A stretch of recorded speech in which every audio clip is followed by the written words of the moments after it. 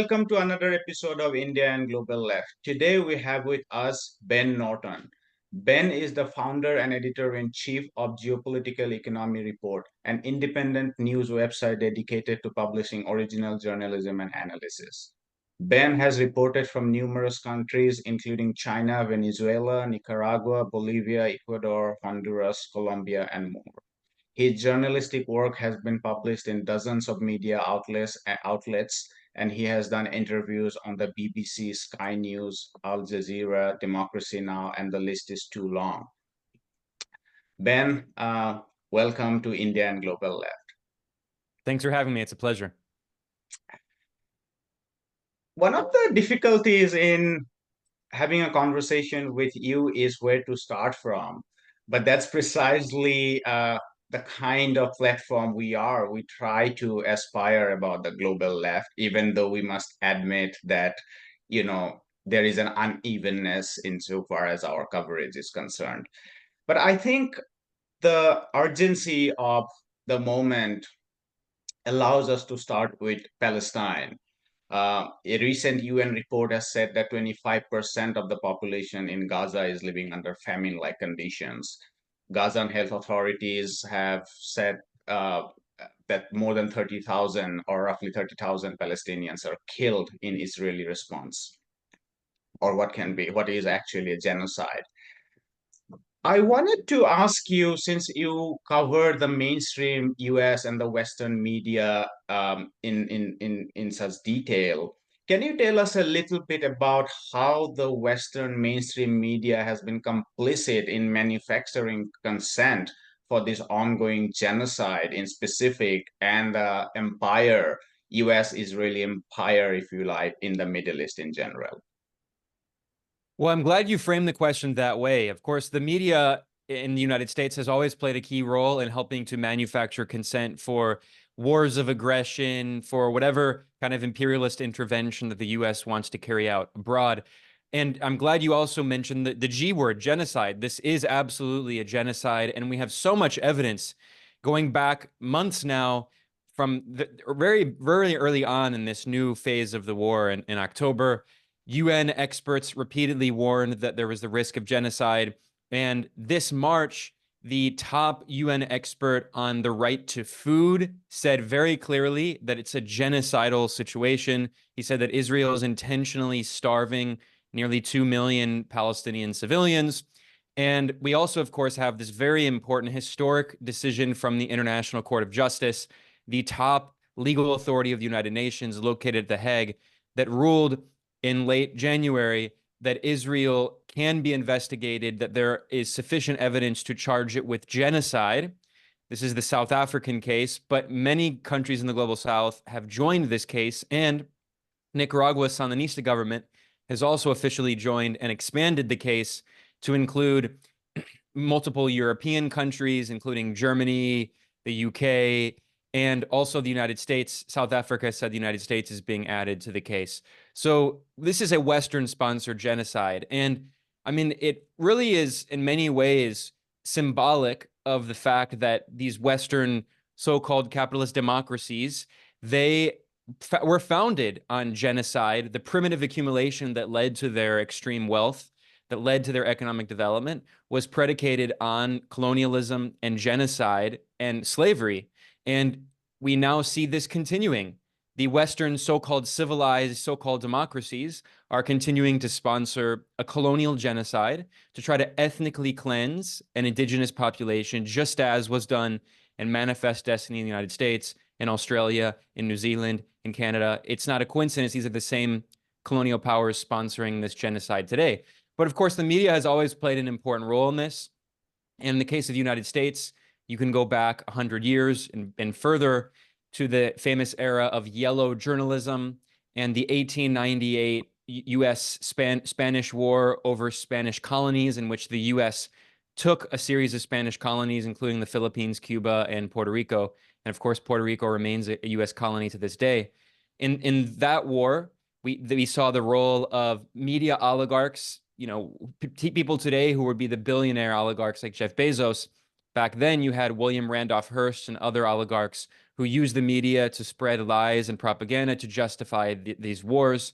Of course, a lot of people probably know about the Gulf of Tonkin incident in the lead up to the Vietnam War, in which the US media blatantly lied, or rather, that is to say, the US media was used as a vehicle to spread the lies of the US government to justify this war of aggression against Vietnam. And then, of course, there are so many other examples. In the Gulf War in 1990, 1991, we saw that the daughter of the Kuwaiti ambassador in the United States, Naira, testified before the US Congress and spread blatantly false claims that the Iraqi military was taking babies out of incubators and leaving them on the ground to die. That's completely false, but that was used to justify the first Gulf War. I should add as a note, by the way, that Israel actually has been doing exactly what Iraq was accused of, attacking hospitals, destroying hospitals repeatedly. And of course, the media in the US, and not just in the US, around the world, because of course, the US media has massive influence all around the world. It's one of the most powerful parts of US soft power. And we've seen that Israel has been attacking hospitals repeatedly. And yet the media has said, it was actually, Hamas or Palestinian Islamic Jihad rockets that hit these hospitals, like the Baptist hospital, etc., which ended up being proven to be false. And Israel has repeatedly attacked many hospitals, as even Doctors Without Borders has said repeatedly. So, of course, I should add that the most famous example is WMDs, right? The media was used as a mouthpiece to spread these lies, to claim that Iraq had weapons of mass destruction. Those false claims originated with the CIA, and that was used to justify an illegal war of aggression. The UN Secretary General Kofi Annan said very clearly the US violated the UN Charter, and yet there were no consequences. Now we talk about, the war in Ukraine today and Russia. Well, when the US blatantly violated the UN Charter, committing an act, the most egregious act of aggression, a war of aggression, there were no consequences. But I mentioned that the media is used as a tool by the government. I think it's very important to understand it in that way.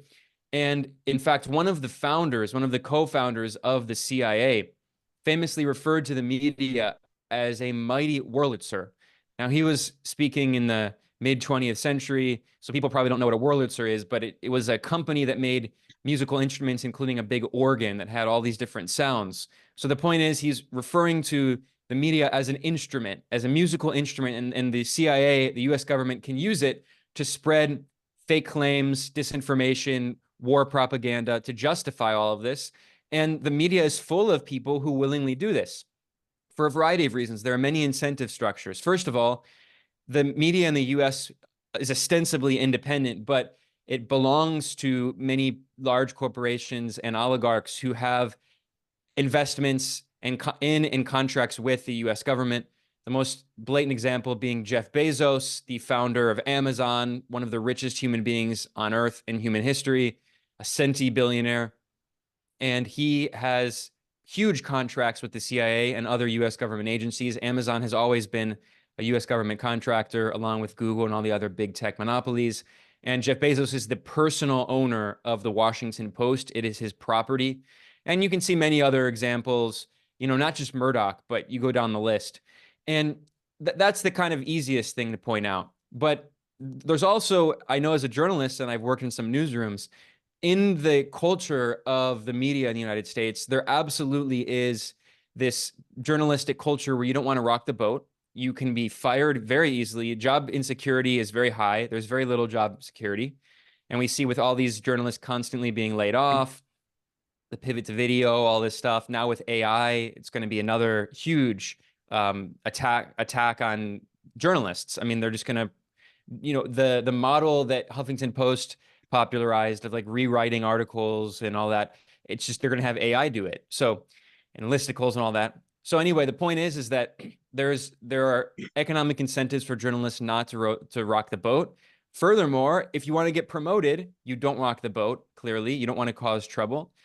When I was, for instance, working at Salon, I was constantly, and this was back in 2015, 2016, a decade ago now. There were every time I wrote about Israeli apartheid and all of that, there would be these smear campaigns by these groups like Camera, which is a pro-Israel group.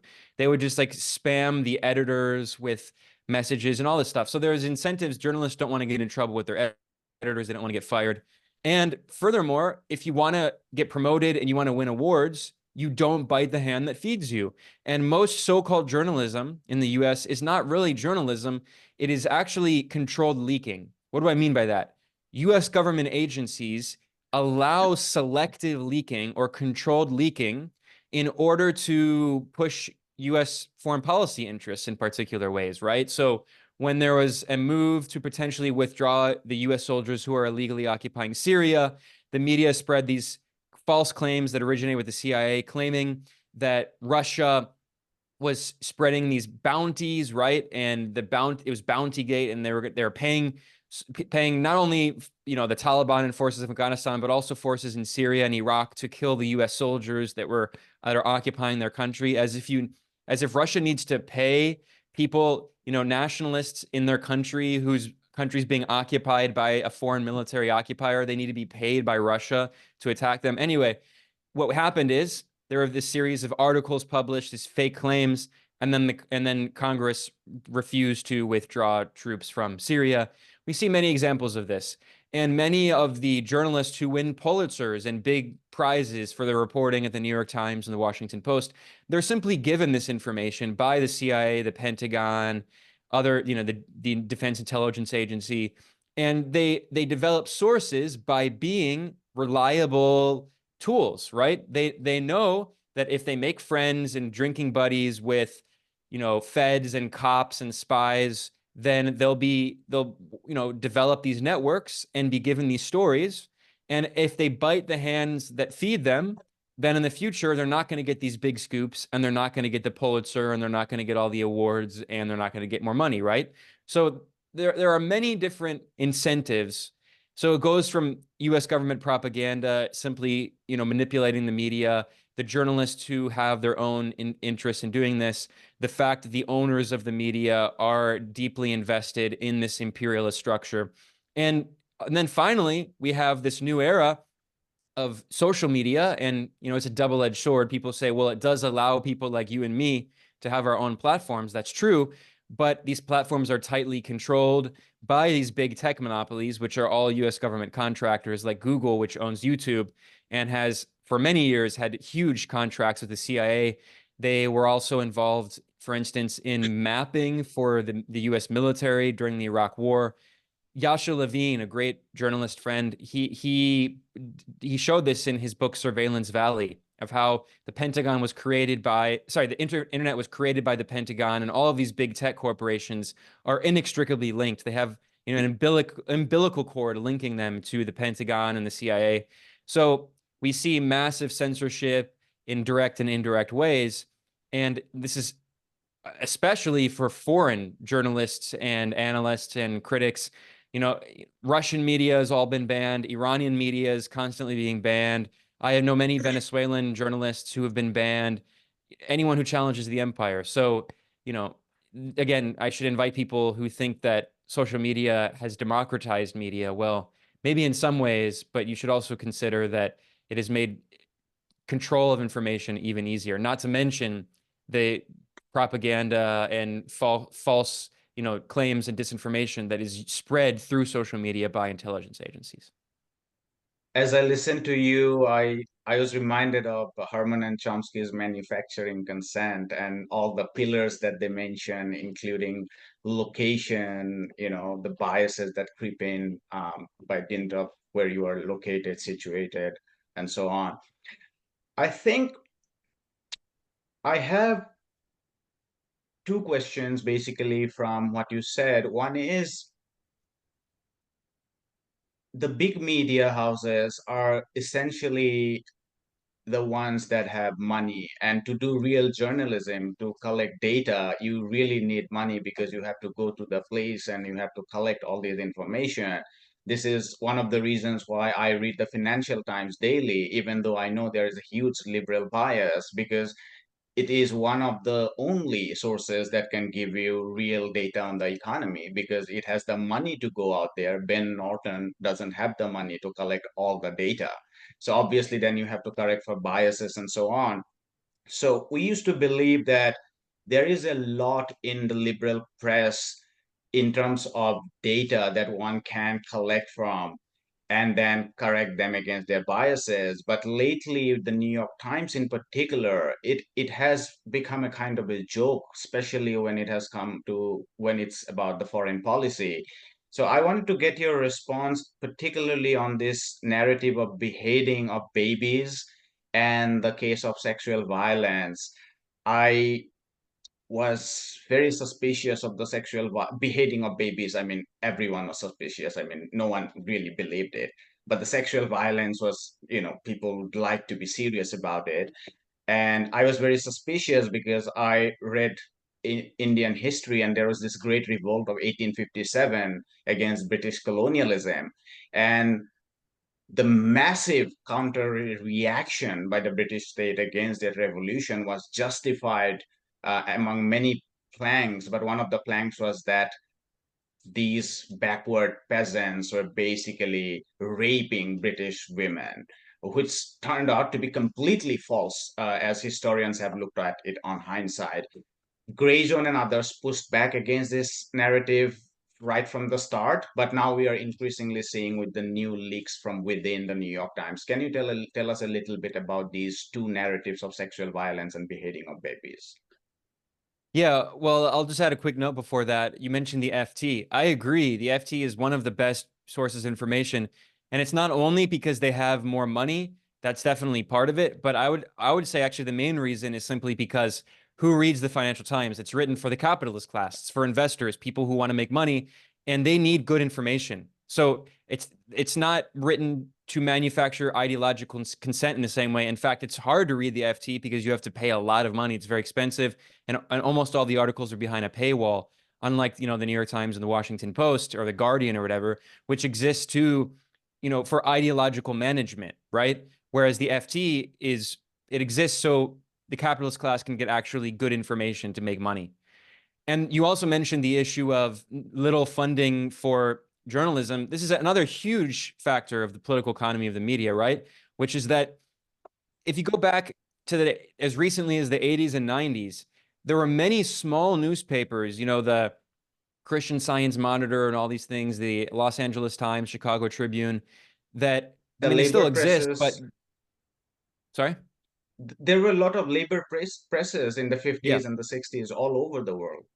Oh yeah, absolutely. I mean, this goes back much farther, yeah. But I'm talking about even as recently as like the 90s, you had these kind of medium-sized newspapers that had the budget to send correspondents abroad, and now none of them has a budget. The only newspapers that really have a budget are the huge ones like the New York Times and the Washington Post. And even in their case, most of their correspondents are in an air-conditioned office like in Beirut or Mexico City. They're not out in the field risking, their lives to do investigative journalism and talk to people on the ground. Most of the time, again, they're just being fed press releases and disinformation by intelligence operatives. But now to get to your question, which is a case study of this, which is the New York Times reporting absurdly claiming that Palestinian armed groups, Hamas largely, carried out supposed this mass sexual violence. I'm glad you talked about the historical precedent. This has been the colonial trope for the entire history of European colonialism, that black and brown men are sexually assaulting white women and that the colonialists need to defend them. This is always, you go back Remember to the lynching. Scottsboro trial? Yeah, absolutely. I was going to say, in the United States, you can see this legacy of this colonial legacy in the form of lynching, right? Where you have Emmett Till and all these people who are accused of like looking at white women in the wrong way, right? And so in the case of Palestine, we can see very clearly this colonial precedent. But let's look at the so-called evidence, of which there is none. Now, you mentioned that The Intercept has developed some of these sources inside newsrooms in the New York Times and elsewhere. And they have people in the New York Times who have been saying, yeah, this story was completely bogus. There was no evidence. That's why the podcast version of it was retracted by the New York Times. And the so-called journalist who was hired by the New York Times, Anat Schwartz, is not a journalist. She has no journalism experience. And who is she? She's an Israeli filmmaker and an Israeli former intelligence officer. So once again, I mean, in this case, they're not even being fed the fake claims from Israeli intelligence. They're hiring former Israeli spies to write these articles. And in the Intercept scoop on this, it's a great story people should check out. They show quotes from this so-called journalist, this Israeli former intelligence officer hired by the New York Times, in which she admits that she called all of these, health centers and hospitals in Israel asking about sexual violence and did not find a single case, not one case. And yet the story still went through because, again, this originated with Israeli intelligence and then was laundered through the New York Times. The same thing with the false claim of beheading babies. It originated with Israeli intelligence, and then Joe Biden heard it, and then he was in. He's obviously, his mental health is very weak, and he forgets where he is most of the time, so he can't remember what is the fake propaganda from Israel and what's the real intelligence. So he regurgitated that, and then the White House had to come out and say, actually, that has not been proven. There is no evidence that Hamas beheaded babies. So again, this is the same colonial tactic we've seen again and again, where the colonialists make up outrageous Orientalist claims about the colonized subjects, whether it was the French in Algeria, the Germans in Southern Africa, the U.S. against the Native Americans, and now Israel against the Palestinians. This is the same old colonial history. Meanwhile, the IDF is incinerating thousands of children using US bunker busters. I think this is a good segue to move into Ukraine and look at the media a little bit. I, as always, read the Financial Times today, and Francis Fukuyama has a long piece today. He's basically concerned about the potential loss of the Democratic Party. We'd get to some of them later, but one of the things that he's writing, one of his major concern is if the Republicans come to power, the funding to Ukraine may not sustain. I mean, his view of and this is all over, this is in the foreign affairs, this paranoia about Republican coming so that the war in Ukraine cannot be continued, even though like that's not necessarily a right reading, because as we know, the Republicans are equally hawkish, even more when it comes to China and elsewhere than the Democratic Party. Um, can you tell us a little bit about Western media's role on the Ukraine conflict in Ukraine? Well, it's the same thing. The U.S. media, the Western media, acts as spokespeople for Western governments, laundering the claims of anonymous officials. We constantly see, look at most of the major newspapers, especially in the U.S. The New York Times will constantly quote, according to 3 senior officials, they're always left unnamed, which means that there are also no consequences when their false claims are shown to be false, as we have seen again and again and again. And in the case of Ukraine, I mean, this is journalistic malpractice. We've seen this from the very beginning. And we now know we have so much evidence showing that from day one and before day one, the United States always wanted war. They opposed peace, opposed negotiations. We have this now from so many sources, including the former German Chancellor, Gerhard Schroeder, who admitted in an interview with the German media that he was involved in trying to help negotiate an end to this war in March of 2022, and that the U.S. and the Western powers opposed any peace talks. We know this from even Israel's former prime minister, Naftali Bennett, a genocidal maniac, but even he was also involved in trying to negotiate peace in March of 2022. And he says that Russia wanted to sign a peace agreement. They wanted to sign a peace agreement before this new phase of the war, right? But it was the U.S. that opposed it. And then, of course, we have one of the closest allies of the Ukrainian Western-backed leader, Zelensky. And he said that the head of the parliamentary wing of Zelensky's party, Servant of the People, which is not a real political party, it was created by a billionaire oligarch in Ukraine who funds all of Zelensky's operations, who funded the TV channel where Zelensky became well known for being a TV star on the show of the same name, Servant of the People. in which he plays a teacher who accidentally becomes the leader of Ukraine. And then after that show became popular, he created a political party with the same name, funded by the same billionaire oligarch who funded his TV show, and he became president. So, I mean, we're living in a reality TV show. Meanwhile, you have Donald Trump, who is also on reality TV. I mean, it's like we're living in a farce. And meanwhile, so we know that from the very beginning that Ukraine, some people in Ukraine actually did want to sign a peace agreement, but they were being told by the US and the UK and the EU not to sign a peace agreement. And, Boris Johnson was dispatched by Washington to Kiev to tell Zelensky not to sign a peace agreement after the negotiations were held in Istanbul and also in Minsk in Belarus. Now, this war did not begin in 2022, and this is another huge part of the media propaganda that just erases history.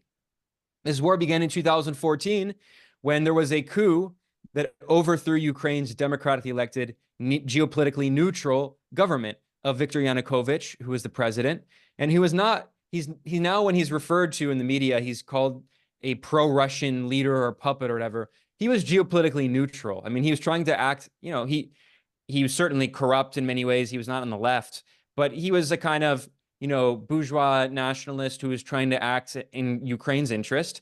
And in 2013, he was considering a move toward an accession agreement to join the EU, which included a trade agreement with the EU in late 2013. And in order to move toward the accession to the EU, the IMF demanded a series of neoliberal structural adjustment policies, as it always does. And he said this is intolerable, largely not because he was ideologically committed to socialism or something, but because it would have caused political instability. The end of subsidies always leads to protests, privatizations, people losing their jobs and their pensions, etc. And he said, no, I refuse to do that. Russia recognized that there was an opportunity, and Russia offered Ukraine a much better, much more favorable trade agreement. And in response to that, the US activated a color revolution, and all of these, US funded NGOs and so-called civil society organizations that are funded through CIA cutouts like the NED, the National Endowment for Democracy, and the US Agency for International Development. They launched a color revolution. Then you had far-right extremist elements that were the violent muscle behind the coup in Maidan. And in early 2014, the government was overthrown and a puppet regime came to power. We have leaked recordings, likely from Russian intelligence, of the then a top State Department official, Victoria Nuland, who's now back and was until recently Deputy Secretary of State, the second in command under Tony Blinken. And you can hear her in the recording back in 2014 speaking with the U.S. ambassador to Ukraine, Jeffrey Piat, and who's now the Assistant Secretary for Energy Policy and overseeing, sanctions on Russia, selling expensive LNG to Germany and Europe, the destruction of the Nord Stream pipelines, etc. Well, Victoria Nuland, who repeatedly threatened the Nord Stream pipelines, can be heard in this leaked phone recording with the ambassador, the U.S. ambassador, discussing who the leaders of the post-coup regime in Ukraine would be. That started this war. And then, according to the United Nations, from 2014, which the coup set off the civil war, from 2014 until late 2021, before Russia invaded, according to the UN, 14,000 Ukrainians died, and they've been completely erased from history. And then we should also keep in mind that before Russia invaded, Russia repeatedly asked for written security guarantees from NATO, from the US, and from the EU. And they all said, screw you, we're not going to sign anything with you. And then a few days before Russia invaded, the US government Kamala Harris repeated at the Munich Security Conference, which is a NATO conference, that Ukraine is going to join NATO, which always was a red line for Russia. And when the Soviet Union was invaded in World War II by Nazi Germany, it invaded through Ukraine. It is geopolitically, it is an existential security problem for Russia. If there was an invasion of Russia, it would almost certainly go through Ukraine to cut off southern Russia and its supply lines and cut off its access to the Caucasus.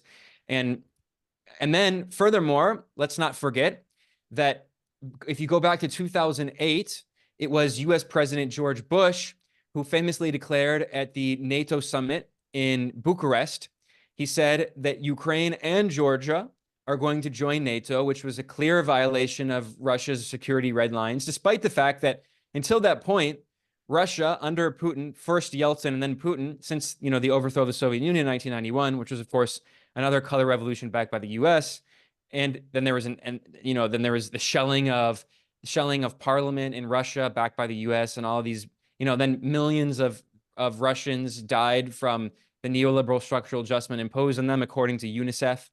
And anyway, the point is that Putin, when he came to power, he was the West's man. Bush met with Putin and said, I looked into his eyes and I saw his soul and saw he was a good man. And that's because Russia was trying to integrate with the West. Russia was trying to join NATO. It became part of the G8. And in 2008, despite all of that, the US said, no, we don't care. We're still going to expand onto Russia's borders and Ukraine is going to join NATO. And the US ambassador to Russia at the time, who is now CIA director, William Burns, published a confidential memo, which we have thanks to WikiLeaks, whose founder, Julian Assange, is going to probably be thrown in a US prison for the rest of his life for the so-called crime of doing journalism. Well, thanks to Assange, we have this document from WikiLeaks in which the US ambassador to Russia, William Burns, says that this would be a red line for Russia and that if Ukraine joins NATO, it will probably set off a civil war in Ukraine, which would force Russia to decide whether or not to militarily intervene.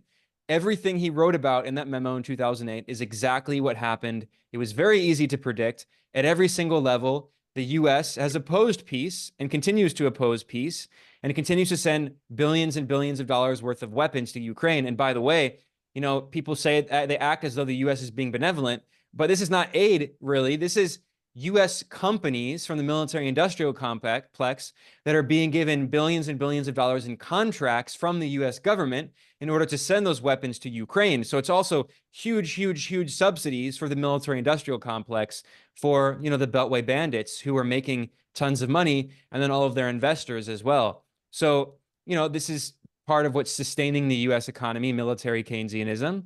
And then finally, at every single stage, Russia wanted peace, including as recently as March 2022. The media has erased all of this. Everything that I've just discussed, you will never see this mentioned. You have to dig very carefully and find a select few articles that will mention these facts, but they're all facts. And simply that all of that, even regardless of the fact that they're just regurgitating the unsubstantiated claims of US and Ukrainian intelligence officers constantly, even regardless of that, they don't mention any of that history and any of that context. And you cannot understand this conflict without that. I was very surprised to read recently the investigative report in the New York Times that exposes how the US intelligence agency, CIA, basically worked in Ukraine to expand and basically use Ukraine as intelligence gathering sort of proxy against Russia. And this goes right to the beginning. In fact, from 1991 itself. So the West never actually tried to make Russia an ally. It basically, one has to ask this question of what was the West containing after the fall of the Soviet Union? Because before that, it was communism that the West was containing, but it continued to contain Russia. So essentially, it became containing against Russia. We had our most recent show was on Ukraine. So for those of our viewers who are new, can please refer to that. I think, Ben, I want to make a segue into China, and I think Ukraine is a good pivot to do that because they're essentially, I see two fractions. One represented by, I would say, the intellectual side is John Mearsheimer, who would say that we shouldn't involve ourselves in the smaller conflict like Ukraine because our bigger conflict is with China. That's where our focus should be because that's where we should be the hegemon. And there is a sort of populist version of that in the US too. And then there is the sort of more hawkish, the William Burns version, which is like we should go after Russia as well as against China. Can you spell out a little bit about how these sort of otherwise liberals like Mearsheimer, or populist conservatives like, let's call it Tucker Carlson, is are actually very hawkish when it comes to China. Yeah, absolutely. There's been a very cynical rebranding campaign by some Republicans to try to say that, they're against war, but in reality, they only oppose the war on Russia because they want war on China. And they see Russia as capitalist, white, Christian, and European. And therefore they say, why can we not integrate Russia into the imperialist West and together wage war on China, which, they say, they see as non-white Asiatic hordes. They're atheists. They're also, of course, communists. At least the Communist Party is the governing party. And they say this is an existential threat to US-led imperialism. And the imperialist world system led by the United States, of which the other Western nations are a key part of this imperialist world system. And then you look at the rhetoric of, you mentioned William Burns, the CIA director, and he doesn't necessarily disagree with a lot of that analysis. His main disagreement is that Russia is also a threat and that we can have war against both. But if you read what William Burns wrote, the CIA director wrote in Foreign Affairs magazine, the official magazine of the Council on Foreign Relations, which is closely linked to the US State Department, and it was basically founded by the Rockefeller oligarchs as an arm, or it wasn't founded, but it later became prominent because of the Rockefeller oligarchs. And, Kissinger was a key person involved in the CFR. And they're what link the State Department to Wall Street. The CFR is based in New York City, unlike many of the think tanks in Washington. They are a way of coordinating policy between the capitalists on Wall Street and the US State Department. And so William Burns published this article in Foreign Affairs in which he says that Russia and China are threats. However, he emphasized that China is the greatest long-term threat. If you carefully read statements from top US officials, if you read the National Defense Strategy from the Trump and Biden administrations, if you read some NATO documents, they all say that in the short term, Russia is a so-called threat, but in the long term, China is the main so-called threat. And it's very obvious why. China actually has a systemic alternative, which is socialism. Russia has a nationalist government, which is a capitalist bourgeois government. They're not interested in challenging capitalism. They have no alternative to capitalism. China does. And of course, China is a formerly partially colonized nation of the global South. In fact, just last year, Foreign Minister Wang Yi said very clearly, we will always be part of the global South. China has always maintained, it has a non-interventionist foreign policy, but, China is it is absolutely dedicated to challenging this US-led imperialist world system, which it has been actively doing slowly. And in fact, when China began the reform and opening up process in 78, the Chinese leadership famously said their policy was to maintain a low profile, to lie low and bide your time. So they were, while they were developing, they were trying not to overtly challenge imperialism, but simply through the product of their economic development and the new alternatives that they've created through new institutions like the BRICS, the New Development Bank, the Belt and Road Initiative, the Asian Infrastructure Investment Bank, the list goes on, the Global Development Initiative, and now the massive investment in renewable technology around the world. They are developing the infrastructure economically to create an entirely new kind of world system. That is why the entire ruling class in the US is all in agreement, Republicans and Democrats alike. They all agree they need war on China at some point. And that's why these people like Tucker Carlson are just completely full of BS. He's not in any way anti-war. He simply wants war on China, which would make the proxy war against Russia right now look like child's play. I mean, we're talking about World War III, potential nuclear weapons. And you mentioned, for instance, Mearsheimer, who sometimes, people on the left will appreciate the kind of realism, the blunt realism when he talks about Ukraine. However, I think we should be very careful with people like Mearsheimer, because what he's actually saying is that I want what's in the best interest of the US empire. And it's actually hurting the long-term interest of the US empire to focus on Russia, especially now, given that the war in Ukraine is clearly a disaster. Ukraine has been losing. The sanctions on Russia have only further accelerated Russia's economic integration with Asia.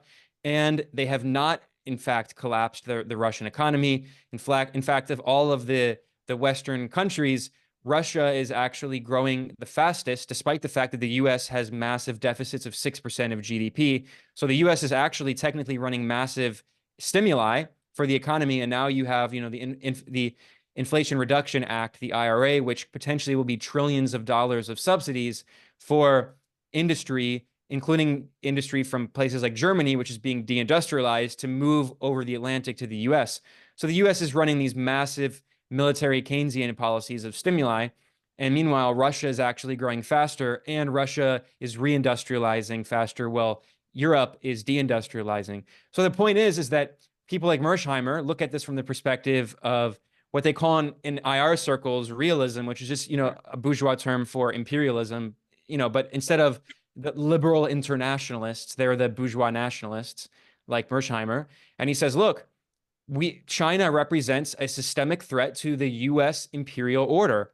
And I want to preserve the US imperial order. And that's why we need to focus on China and not on Russia. In a recent interview with Piers Morgan, Mearsheimer was basically grilled by Piers Morgan, saying that if we back out of Russia, in fact Ukraine, then China would be encouraged. This was Piers Morgan's response, and Mearsheimer said that during the Vietnam, there were similar concerns being raised that if we back out from Vietnam, Russia would expand in Eastern Europe. But we made it very clear that Europe is not Vietnam. Our interest in Europe is very, very essential. And so there goes Mearsheimer saying that we are absolutely clear, and we should be absolutely clear that our interest in East Asia is not like our interest in Ukraine, basically saying that we'd go to any extent, even a world war, to defend our interest in East Asia. I think, Ben, I want to discuss Latin America with you, since so much of your work is based on that region, and it's a region of particular interest to us in the left. And I think a lot of times the left focuses on what is now called as the pink revolution, which is the sort of, you know, the liberal democracies like Brazil, one can include Mexico or even Argentina under Boric and so on. But then Latin America also has Cuba, Venezuela, Bolivia, Nicaragua, and so on, these countries have been under the left for a very long time. And you have stayed there, reported from there. So if you could tell us a little bit about these governments in Latin America, and what was your experience from being there? Well, there are different strands of the left in Latin America. I'm glad you talked about that. And when we go back to the so-called pink tide, the term that was used for the progressive wave of governments in the early 2000s, there was a variety, although at that point most of them were relatively unified. Now, I should say, for people who don't know, that the pink tide is a term that's used in English. It's not used in Spanish. There are people who sometimes try to bring it from English into Spanish and talk about Marea Rosa or Marea Progresista, but it's not the term that they use. And we should keep in mind that if you look at Cuba, which has been the model of the Latin American left for decades, the left that originated in the 21st century is rather different from the Cuban style left of the 20th century. Now, in the 20th century, of course, many of the governments in the region had right-wing military dictatorships sponsored by the US. This was known as Plan Condor or Operation Condor. And the US, of course, famously overthrew the democratically elected socialist president of Chile, Salvador Allende, on September 11th, 1973, the first 9/11 attack, if you will, and installed the fascist but also neoliberal Pinochet regime, the first example of actually existing neoliberalism, which was also just fascism. And then you also had a US-backed coup that overthrew Brazil's progressive left-wing leader, Goulart, and put into power a military dictatorship. Argentina, the same story. And you can go down the list, right? Now, at the same time, there were armed struggles by the left across the region. And the only country where the left came to power through armed struggle was Cuba, and until Nicaragua in the Sandinista Revolution in 1979. But that was toward the end of the Cold War, right? The first Cold War. So in 59, you have the victory of the Cuban Revolution, and that ushers in this wave of armed struggle. And the reality is that they almost all failed through brutal violence, politicide, mass, internment of leftists in places like in Chile, Brazil, and Argentina and beyond.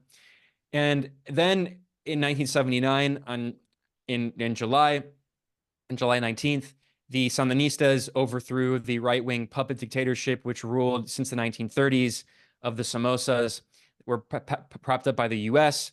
and had also killed the famous national liberation hero, anti-colonial fighter Sandino. And that was the kind of end of the national liberation armed struggle era. That was, the beginning of it was Cuba, the end of it, or the first successful was Cuba, the last was Nicaragua. So that left, that the revolutionary anti-imperialist strand of the left that was first involved in armed struggle and then put arms down and accepted bourgeois democracy, but continued to work to push for, revolutionary politics. That is the Latin American left of the 20th century. Now, in the 21st century, you have the rise of social democratic, but also in many cases anti-imperialist left groups, and then of course you have Lula da Silva in Brazil, who comes from the Workers' Party, and he was never involved in the armed struggle, but he did have people in the movement who were involved in the armed struggle, like Dilma Rousseff, who was involved in the armed struggle. And Lula himself comes from a very poor background. He was involved in union organizing. So the Workers' Party in Brazil represented a coalition of the kind of revolutionary left-wing forces and the working class forces, the organized labor, etc. So in the 21st century, you kind of have the coalition of these forces, right? And you do have the possibility with the end of these US-backed puppet regimes of some left-wing governments that can come to power. Although even when they are allowed to come to power through bourgeois elections, they're often destabilized. There are coup attempts and successful coups. And every single left-wing leader in Latin America has faced, in recent history, has faced coup attempts. Whether that is, Evo Morales, of course, he was overthrown in a US-backed far-right coup in 2019. Rafael Correa in Ecuador, he was almost overthrown in a US-backed coup in 2010. And then, of course, in Brazil, Lula was imprisoned on completely fake charges in 2018 that the U.S. Justice Department was involved in, so-called Operation Car Wash, Lava Jato. And then those charges against him were later completely expunged from his record by the Supreme Court. And the United Nations Working Group on Arbitrary Detention said that Lula was illegally held and it violated his civil and political rights. And then, of course, in 2016, Brazil's left-wing leader, Dilma Rousseff, was overthrown in a political coup, similar to the US-backed political coup against Imran Khan in Pakistan.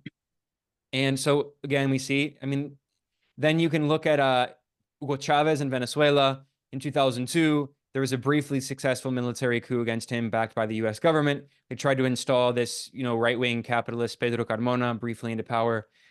Against the current Venezuelan president, Nicolas Maduro, there have been many coup attempts, including a violent coup attempt in 2014, another violent coup attempt in 2017, using the famous guarimbas, where they beheaded people, Chavistas, and they used extreme violence and made these barricades.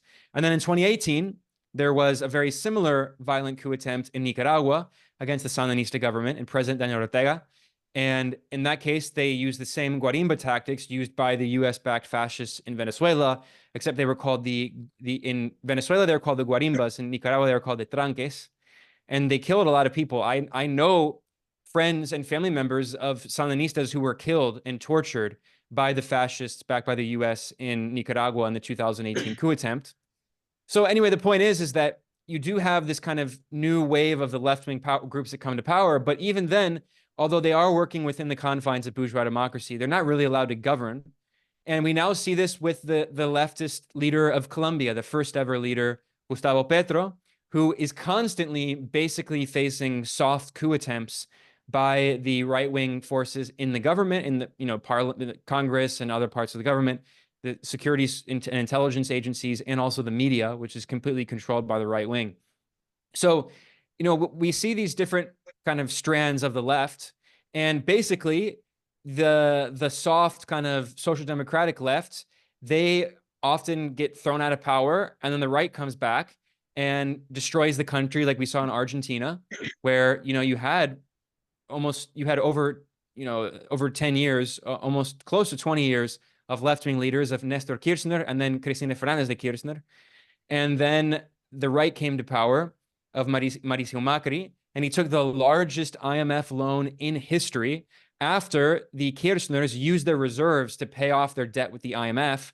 Well, Macri took the biggest IMF debt, which was supposed to be over $50 billion, over 40 billion of which was dispersed, and then trapped Argentina in unpayable debt, and it's been hemorrhaging its foreign exchange reserves, which are net negative. It doesn't have the dollars it needs to service its dollar-denominated debt. It's been facing an inflation crisis, which leads to the rise of these fascistic people like Javier Milei. So then you have the kind of old school, more militant left, the anti-imperialist revolutionary left, who recognizes that bourgeois democracy is not real democracy, and the capitalist class won't allow them to govern with this ridiculous bourgeois democracy. And then you get Cuba, and then you get the fake accusations demonizing Venezuela and Nicaragua, which will not allow coup plotters to overthrow them, like what happened to the Sandinistas in 1990. They learned those lessons. And when the Sandinistas came back to power through democratic elections in 2006, they made sure that would never be replaced. And so what we see is these often the younger, kind of more progressive left, represented by people like Gabriel Boric, who are often closely tied to so-called NGOs, right? The kind of nonprofit industrial complex, and often academia. In the case of Boric, he was never in the working class. He never really had a real job. He was from a comfortable petty bourgeois family. He became an anarchist student activist. It's important to keep in mind that Boric, probably the most right-wing of all of the left-wing leaders in Latin America, was an anarchist. And the most pro-imperialist of the so-called left-wing leaders was an anarchist and still calls himself a so-called libertarian socialist. He's the most pro-imperialist and the most right-wing of all of the left leaders in Latin America. Whereas the old school left actually knows how to govern, actually knows how to stay in power, influenced by Marxism and Marxism-Leninism. Historical lesson there. And what we see is an attempt by the US and many of these progressive groups, and I say progressive in a kind of skeptical way, the kind of soft left groups in the US and in Europe, represented by things like the Rosa Luxemburg Stiftung, who have been trying to cultivate this social democratic left, which is soft on imperialism and is often if not pro-imperialist, is anti-China and anti-Russia, and very skeptical of South-South integration of institutions like BRICS. And what we see is basically this kind of NGO left has increased a little bit in power, but I'm not as concerned as some people are, because they come to power and then they're overthrown. Even for the fascistic far-right oligarchies in Latin America, even these very weak, soft lefts are too left-wing for them. People like Boric. And Gustavo Petro is an example. Petro ran a very kind of center-left campaign attacking China, Cuba, Nicaragua, Venezuela. In power, to be fair to him, he's been much better. And that's, I think, because he recognizes that the old school left can actually govern, whereas these liberals, these social democrats, they cannot stay in power because the Latin American right, I mean, I have personal experience with these people. They are fascists when I say that. They are liquidationists. They want to exterminate the left. That is their political policy. Many of them have dual passports. They also are disproportionately very light-skinned, white Latinos. And the people who go to Miami, they have properties in Miami and they go back and forth. Their policy is Pinochet. They want to exterminate the left. They see the left as poor, dumb people who are uneducated, who are in the barrios, and they think that they are, the light-skinned, wealthy Latino oligarchs think that they should govern the country like the old Spanish colonial mestizo officers, right? Like, it's very similar kind of politics. So I actually don't think this kind of NGO nonprofit left has actually been very successful in Latin America. And the most successful governments are, like you mentioned, Cuba, Nicaragua, Venezuela, Bolivia, the ones that can actually stay in power. Ecuador has become a complete narco failed state after the Correa, who's one of the better leaders, one of the most anti-imperialist leaders of the Pink Tide. His movement has been devastated by, these the constant, NGO meddling schemes with people like Yaco Perez. And now you have these extremely corrupt right-wing leaders in power who are destroying the country. We see in Argentina, it's a complete disaster. And Brazil is really the last example of a country where, the left has been able to come back. But we should keep in mind that Lula, in his third term now, is much more radical than he was in his first and second term. Lula he is an anti-imperialist. He's been through radicalizing experiences of being imprisoned, and he knows it was the US that was behind him being imprisoned. He has said it repeatedly. He has said very clearly, one of my main goals is de-dollarization, is creating a currency for the BRICS, a currency for Latin America. It is economic integration with the global South. He just gave a very powerful speech I recommend people checking out, in which he was speaking to leaders of the African Union. And he said the future of Brazil and Latin America is integration with the global South, and with Africa in particular, the fastest growing continent in terms of population and economy. And he said, our goal is to turn the global South into a world leader. We should have the economies and the political power that we deserve with our large populations. He is a third world nationalist who's absolutely, he's dedicated to the integration of the South. So I think, these experiences have shown. We now see right now as we speak an attempt by the US to destabilize the government in Mexico, which is, again, a kind of center-left government, but the best government in Mexico in many decades, really since the 1930s, since Lázaro Cárdenas. And what we now see is that despite the fact that AMLO, he's not nationalizing the property of foreign investors, and he's pursued a left nationalist developmentalist program, massively increasing the minimum wage, investing more in social programs. He still is too much for the US. The DEA is spreading completely bogus claims, meddling in Mexico's election just a few months before. And it's another example of that, the so-called, social democracy, whatever, that attack the so-called authoritarians, which are not really authoritarian. I think a lot of them are slowly realizing that capitalists will not allow you to vote in socialism. And in Latin America, we see that either leads to the destruction of the left, like we see in Argentina and Ecuador, or the radicalization of that soft left, like in Brazil. Yeah, I'm quite surprised to see the sort of hostility, let's say, among sections of my Brazilian left when it comes to Venezuela, for instance. I mean, with Cuba, they are relatively more moderate, but with Venezuela, even with Nicaragua, they are quite hostile, to say the least. Brazil is also, I think, more lucky to have a much robust export sector, which Argentina, despite being culturally less conservative and despite being a much greater per capita income, doesn't have a robust export sector, which repeatedly leads to greater current account deficit, which means further loan, which means more interest payments, and then you do all sort of crazy things of abolishing your national currency and so on. Brazil obviously Well, is. one quick note. Yeah. I don't disagree with what you said. I would add a little complication. You are right that Brazil's natural resources are much better. It's much more well endowed, and it also has huge oil reserves and gas reserves. And actually, they're talking about building a pipeline with Argentina, although they were, at least Also, the before agriculture Milei. sector, agriculture and But mining is much more robust. yeah, in Argentina, it is. I mean, also agriculture is huge in Brazil. It's a massive exporter of soy and grains. But in the case of Argentina, it actually is almost entirely an export-oriented economy. And it's been trapped in this, Argentina, as a percentage of its GDP, had more industrial production in the Peronist era of Juan Perón in the 50s than it does today. It's been very deindustrialized. Brazil has been slightly deindustrialized in the past decade through the neoliberal governments and Bolsonaro. But Brazil has still much better manufacturing than Argentina does. And I think that's an important factor to consider as well. Right, absolutely.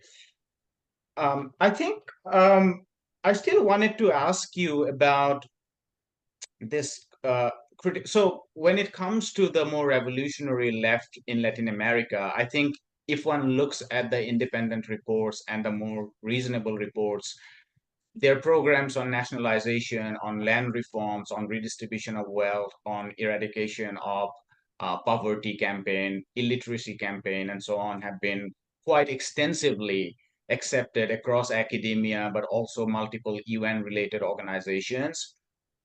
But on one thing where and tell me if I am completely hegemonized by the NGO left there, when it comes to freedom of expression, I don't find very favorable reports when it comes to, let's say, Nicaragua, where it is said that in the 80s, from 1979 to 1990s, the Sandinistas were very, very open, even with the presence of the Contras. But since 2006 and 2007, Ortega has become much more quote unquote authoritarian. They cite figures of atrocities committed during the 2018 to 2021-22 protests. And you have been involved in this personally. So do you find any merit in terms, obviously they don't mention on the same breath that Mexico is probably far worse when it comes to abuse against journalists. Like it's probably the worst place against for And journalists. Colombia. And Colombia, they don't. But when it comes to Nicaragua and Venezuela, are there any merits of the Amnesty International reports? I'm not even going by BBC reports and so on. Your response to that? No, none at all. Absolutely not. There's no nuance here. It's complete propaganda. These reports are written by right-wing activists who are against these governments. And in the case of Nicaragua, I know very well, I lived in Nicaragua for several years. I know very well that the media, almost all of the media is dominated by the right and the far right. And these are funded by the US government. All of the major newspapers in Nicaragua, the major media outlets, are funded by the US government. La Prensa, which is historically an organ, a mouthpiece of the most powerful right-wing oligarch family, the Chamorros, which was used by the CIA during the Contra War to spread fake news and propaganda. La Prensa has been historically funded by the NED. I've done reports showing that their editors have regularly met with the US ambassador and met with people from the NED and USAID. The same with Confidencial, which is also owned by another member of the Chamorro oligarch family. And they're going back to Spanish colonialism. They were the collaborators with colonialism. And then after the bourgeois nationalist government overthrew or declared independence in Central America, we just had the 200th anniversary of that. Then the Chamorros governed, excluding the Somoza dynasty of the US-backed dictatorship, they governed for most of Nicaragua's history. There are 8 different presidents in the history of Nicaragua from the Chamorro family. And they own a lot of the media, and those media outlets are funded by the US government. And the vast majority of media is just right-wing crazy propaganda. They blatantly publish false claims. I mean, I'm very critical of the US media, and obviously there are a lot of half-truths and distortions, but usually it's not completely 100% fabricated. I have, in the US media, I have seen many things that are completely 100% fabricated in the right-wing Nicaraguan media funded by the US. Completely fake. I mean, it's not journalism. It is US propaganda used to destabilize the elected government. The same thing in Venezuela, the same thing in all of these countries. And in 2018, the right-wing US government-funded media outlets were openly calling for people to go out to overthrow the government. I'm not exaggerating. I've done reports on this. They weren't just saying people should go protest. They were saying, so for instance, 100% Noticias, which is a US government-funded propaganda outlet from Nicaragua, fascist, completely far, far, far right, very pro-Trump, pro-Pinochet. They were live streaming at the violent tranques, the blockades calling for people to go to the blockades, and then they broadcast people calling to go to the presidential household, El Carmen, to storm it with hundreds of people, to get shot, and to hang President Ortega. They were literally live streaming these calls. That is not journalism. That is literally an incitement to murder of the president. And if you did that in the United States, you would be thrown in prison for decades. I mean, look what they're doing to Julian Assange. It is completely fake. This claim that Nicaragua or Venezuela violates press freedom. Almost all of the media is right-wing, fascist, violent propaganda. The vast, vast, vast majority of the media. I mean, it's so crazy when you actually spend time in these countries.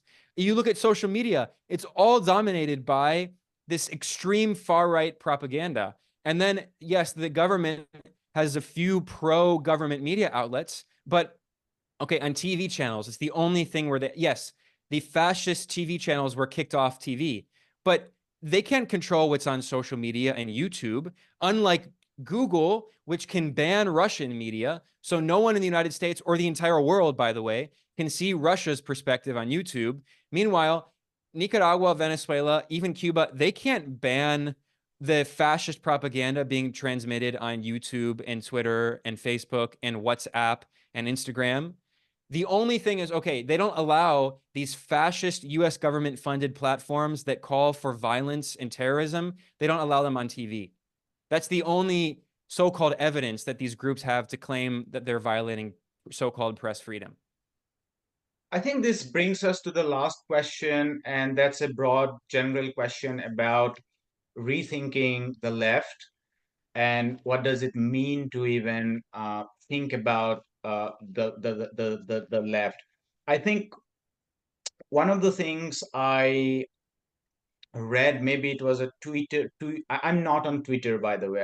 I don't know where I saw it, but you You're lucky. yeah, It's no, good for your mental health. yeah, well, so I think you said, and this is something I have been telling to my comrades, that the that there's a section of the left, especially in the US, which has become quite reactionary when it comes to the questions of racism, sexism, queer rights, and so on, and you push back against that. So that's one segment, if you would like a short response. But then also the bigger question about greater working class solidarity, the global south taking into account, if not a south based left. um, what are your thoughts, or where are your hopes about the left? Well, I'll be very frank. It's very difficult to be optimistic about the West in general. I'll be very frank. I think the West is going toward fascism very quickly. And that's why these social chauvinists who claim to be on the left, and they're not in any way on the left, who constantly attack LGBT people and immigrants and feminists. I mean, these people are not on the left. They're what Lenin would call tailists. They recognize that there's this fascist current, and they're basically saying that we should have a left wing of fascism. I mean, that's the so-called MAGA communists who are not communists in any single way whatsoever. The reason they call themselves that is because the term National Socialist is already taken. That's why they call themselves that.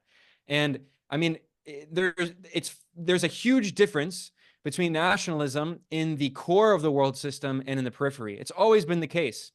Every single successful revolution after the Russian Revolution was a revolution in the periphery, in formerly colonized nations, and nationalism played an important role because it was progressive nationalism against colonialism. You can't have progressive nationalism in the imperial core in these colonial nations. I mean, what is progressive German nationalism look like? I mean, you know, obviously it's the left wing of the Nazi party. That's what they're talking. I mean, it's completely ridiculous.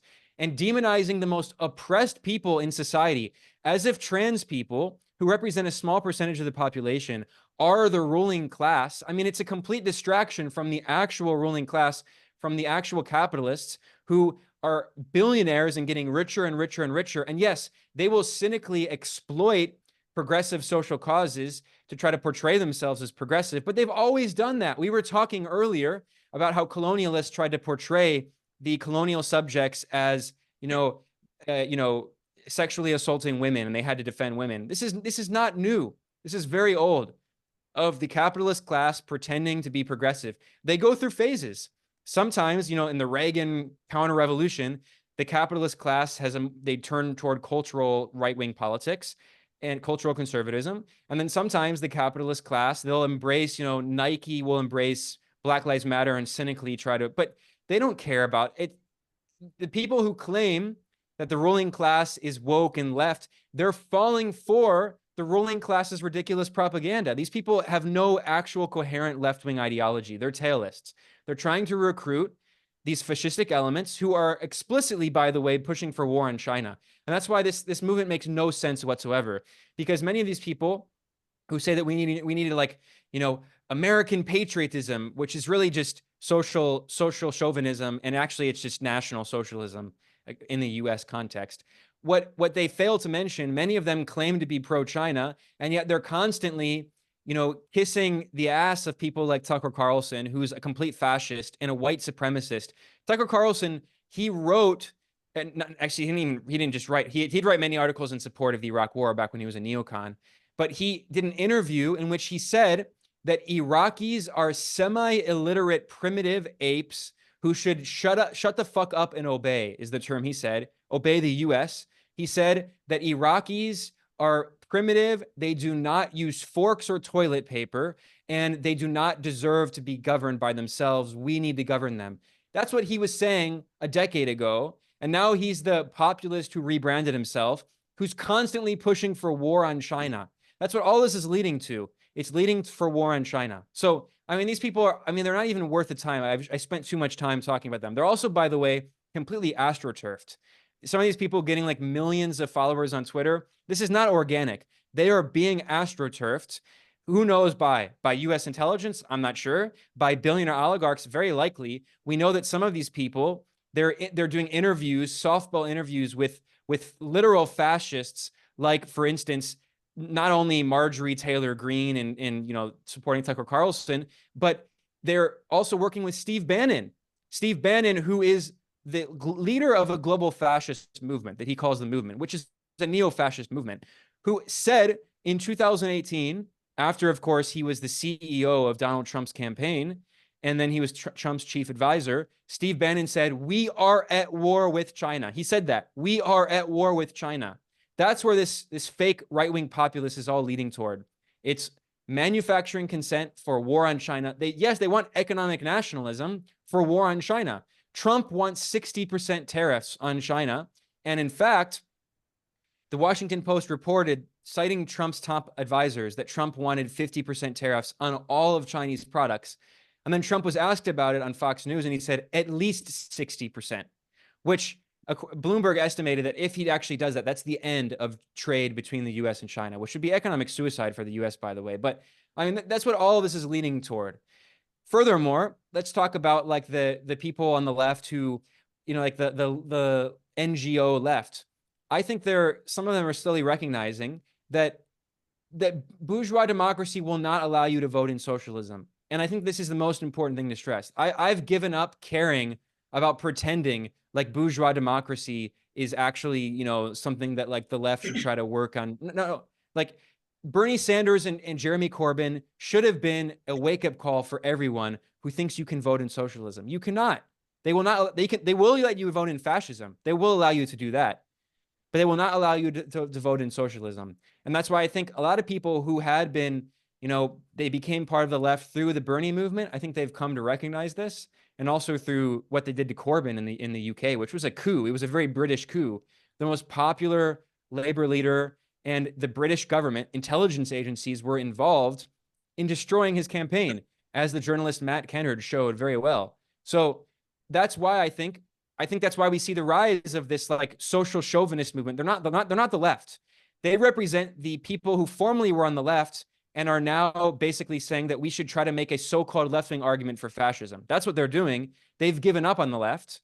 And then meanwhile, a lot of the people that's why some of these people in the so-called MAGA communist fascist movement, they were liberals and Bernie supporters a few years ago. that movement was completely destroyed. And now they're opportunists and they say, well, I'm just going to join the the fascist MAGA movement and try to make a left wing of MAGA, which is the left wing of fascism. And now we see all these MAGA candidates, by the way. I just saw this on Twitter. There's this new MAGA candidate running, and her campaign ad was with an assault rifle and saying that all of our politicians are controlled by China. I will stop China. And she shoots her gun in the air. The obvious conclusion is we want war on China. That's their apocalyptic end game scenario. And that's how they want to make America great again. They want to save the US empire with the apocalyptic end times war on China. That's their program. And then the social democratic left has been completely destroyed through what we saw happen to Bernie and Corbyn, which is why I think we need to actually develop a left. And there are some groups that do very good work. The Answer Coalition and PSL in the US do amazing work. I'm not a member. People think I'm not speaking on behalf of them, but they do very good work. And I think there are groups in other countries as well that do very good work that recognize that you can't vote in socialism, but the solution is not this right-wing tailism. And simply, it's incredible to see after so many years, decades of left-wing groups, socialists, arguing for entryism. We have to join the Labor Party. We have to join the Democratic Party and work from within. They're the lesser evil. And now we see the exact opposite. We have to join the Republican Party and work from within. They're the lesser evil. This is all this does is going to further strengthen imperialism and fascism. And that's why, again, there needs to be a revolutionary movement that looks beyond bourgeois politics, because we're moving into a very, very dangerous moment. There's the discussion of civil war in the US constantly. There's constant talk of war, of direct war with Russia and China. This is a very dangerous moment. And this kind of tailism, all it does is it's going to help sheepdog all this popular energy of people who are frustrated with the bipartisan dictatorship. They're frustrated with the capitalist class and the ruling class. If you're like convincing that the problem is like wokeism or whatever, the problem is LGBT people and immigrants, all you're doing is helping to recruit for the fascists for the upcoming very serious moment of, I think there's going to be a lot of political instability. We'll see what happens in this election. We're going into very dangerous times. And instead of doing that, we need to actually build an independent left that defends the rights of all oppressed peoples, that understands that the goal of the left is to defend the rights of oppressed people. If you're willing to throw oppressed people under the bus, then what are you fighting for? International solidarity used to be one of the real centerpiece for the traditional left. I think the irony is the past decade, the decade of starting with, let's say, the Occupy in Wall Street in the U.S., and there were similar versions of anti-globalization protests and so on in Europe, and coming up, let's say, parties against austerity, the Podemos in Spain, the Syrizas in Greece, and some short but remarkable rise of Corbyn prior to him being sidelined, and the rise of Bernie Sanders movement. And we were seeing on the global south, where we were focusing, this was a period of pessimism because of what happened in Latin America after the 2000s. There was the succession of the right wing after the pink tide, and coming of the Modis in India, some kind of nationalist turn in Bangladesh. And I was discussing with some of my comrades that, is there a hope from the global north while we are facing so many challenges? And this decade, starting with the pandemic, has revealed how sort of superficial those if not the movements, like conversion of those movements into real organized uh, political forms has completely turned to be a delusion. Yeah, I mean, to be fair to them, I know people who are involved in these movements. To be fair to them, they tried their hardest. I don't think now they're understanding that it's not possible. This is the whole point. You cannot vote in socialism. You can vote in fascism, which is what we're seeing increasingly. You cannot vote in socialism because the capitalist class will allow fascists to come to power. They will not allow socialists to come to power. And if a socialist does come to power, even in nations where the capitalist class is weaker, like in Latin America, they will do everything they can to try to overthrow the government, which they've done repeatedly. We were talking about in the Western imperialist nations, the capitalist class is so powerful, bourgeois democracy Right. is so fake, it is so controlled that they will not even allow these milquetoast social democrats like Bernie Sanders to come to power. It's become an eye-opening moment for a lot of people. And that's why I think in the global South, you do see that. I want to make this point that I'm not going to say that there's no hope in the global North. I do think there's hope. I'm not saying that people should be pessimistic. But what I'm saying is that we have to understand that capitalism is a world system. And in the world system, the imperialist nations in the core are the international protectors of capital. If you are a capitalist in the global South, you do not store your wealth in the assets in your country. You convert all of your currency to dollars and you buy US dollar denominated assets. You invest on Wall Street in the S&P 500. You invest in US asset managers like BlackRock, right, that have trillions of dollars in assets at their disposal. You hide your wealth in offshore bank accounts in dollars or maybe in euros, but mostly dollars in the Cayman Islands, right? The capitalist class internationally, its wealth is concentrated in the imperial core. This is a big reason why in the US, the asset price bubble has been inflated for so long. Michael Hudson has shown this better than anyone else. Nearly 15 years of quantitative easing, because it's not just the US capitalist class, it's the global capitalist class whose wealth is invested in US stocks, in US bonds, in US real estate. The Federal Reserve is the global central bank for the global capitalist class. The dollar is the global currency providing liquidity for capitalism. And some economists actually will say this openly, bourgeois economists, like for instance, I really admire the work of Perry Merling, who's a complete bourgeois capitalist economist, but he draws from Charles Kinderberger and the dollar system. Now he loves the dollar. He thinks the dollar is good for the world. I couldn't disagree anymore with him. But he also recognizes that the dollar is the currency of capitalism internationally, that it is a world system, and that these institutions that exist not only for US capitalists. That's why, Michael Hudson showed this in his book, Super Capitalism, which I think, Super imperialism. Super Imperialism. Michael Hudson showed this in Super Imperialism. And I think, a lot of people, even on the revolutionary left, this is where I'll be a little critical of them. I was critical of the Social Democrats a moment ago. They're stuck in the early 20th century. Capitalism has fundamentally shifted in many ways. And when Lenin wrote Imperialism, the Highest Age of Capitalism, he was writing for a particular moment, 1916, 1917. Imperialism has fundamentally shifted. Capitalism is very different from that era. I'm not saying that everything he wrote is irrelevant. In fact, some of the things that Lenin recognized were very prescient, especially the issue of imperialism being rooted in finance capital, in the concentration of finance capital. Now, Lenin, one of the weaknesses of that text is that he was drawing from J. Hobson. And Hobson, who was, a liberal left socialist, but a liberal fundamentally. He thought, he was like a kind of early Fabian that you can vote in socialism. Hobson was drawing from the idea of overproduction and underconsumption being the root cause of imperialism. That the capitalist class, it's in its interest to depress the wages of workers in order to maximize the extraction of surplus value. However, that means that that means that demand is depressed, and they don't have enough local demand to purchase the products that they produce through production. So they need to export abroad and make up for the weak demand locally with weak demand abroad. And that leads to the constant search for looking for investments abroad in foreign markets. However, if you use that argument of imperialism, since the 1970s, you could say that the US is the least imperialist country on earth, because the US has had the biggest current account deficit chronically in world history. I mean, the US absorbs the surplus of the entire world and the exports of the entire world and the capital of the entire world.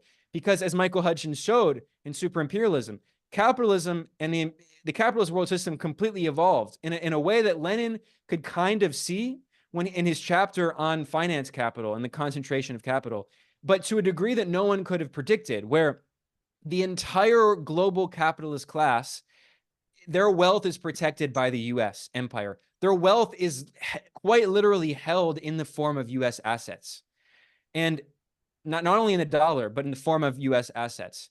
And Michael Hudson showed how imperialism fundamentally evolved in a way. And I think a lot of people are they're thinking of Lenin back in the old about the export of capital. Well, if you look at the US, capitalists all around the world, in India, South Africa, Brazil, Mexico, Zimbabwe, they're exporting their capital to the US. The US, what is the inverse of the massive US current account deficit? It is a massive, massive capital account surplus.